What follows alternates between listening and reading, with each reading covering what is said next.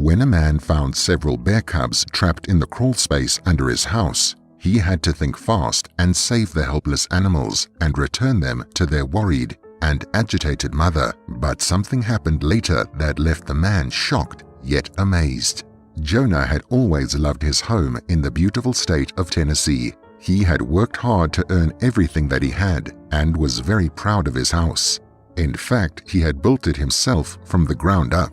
He had started planning to build his own home in his late 20s. By his mid-30s, he had produced plans, gotten all the necessary permissions, and started constructions on the foundations that would become the house he lived in to that very day.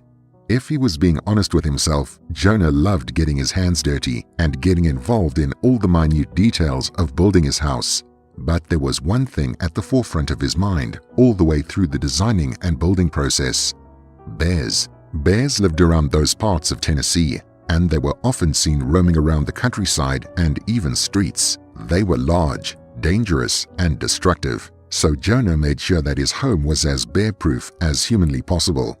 Jonah thought of it all: a raised porch that would be more difficult for them to access, metal sheeting around the bottom of his house that bears would find tricky to destroy or pull off, and even a locked-away compartment for the trash cans so they couldn't go digging for food in them. The garden was covered in sensors and bear deterrent devices, and Jonah had spared no expense in making sure that everything was as protected as possible.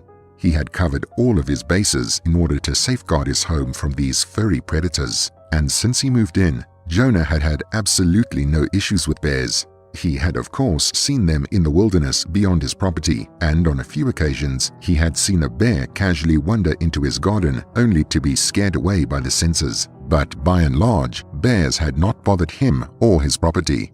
That is, until the fateful day they came in groups. One day, while cooking breakfast on the stove, Jonah could smell something funny. He quickly realized that there was a gas leak somewhere, so he hurriedly opened up all the windows and turned off the electricity to prevent any sparks setting fire to the gas in his house. Jonah was ready to go and try to fix the issue himself, but he decided against it, as it was safer to get a trained professional to look over the problem and check that it was fixed properly. So he called a workman and explained the situation, and within half an hour, he knocked at his door, ready to fix the issue. The pipes led down into the crawl space under the house, so that's where the workman would start his investigation to find out what had gone wrong with the gas line. As Jonah led him around the side of the house to the small grate that covered the crawl space hatch, he noticed it had been pried away and now lay on the ground next to the open trapdoor. Both men peered into the hole, and much to their shock and surprise, they saw a large black bear sitting at the back of the crawl space. But she was not alone. She had 3 small cubs with her too. Jonah was shocked. He had safeguarded his entire house from bears, but neglected to protect the crawl space. The black bear looked frightened and confused, so Jonah quickly called the Tennessee Wildlife Resources Agency, who quickly sent out rescue helpers. Looking into the hatch, they realized that the bear had damaged the gas pipes in order to give its cubs a warmer and more comfortable space to live and hibernate. This is what had caused the gas leak in the house. The space was obviously not right for the mother bear and her cubs though. It was far too small underneath the residential property, and it was slowly filling with gas, which may poison the poor animals. The workers laid bait and traps in order to try and lure the small family out. Hopefully they would then be able to find a new place to hibernate, somewhere safer and less damaging. They left the traps overnight and just prayed that when they awoke in the morning, the animals would be captured and they would be able to take them to safety.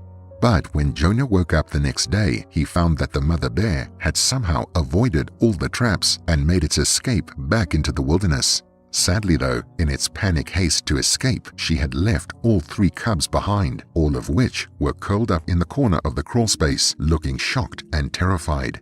The rescuers arrived and deemed it safe enough to go into the crawl space and rescue the cubs by hand. They put them in cages and transported them to a local veterinary clinic in order to be checked over and looked after until their mother returned, if she returned at all.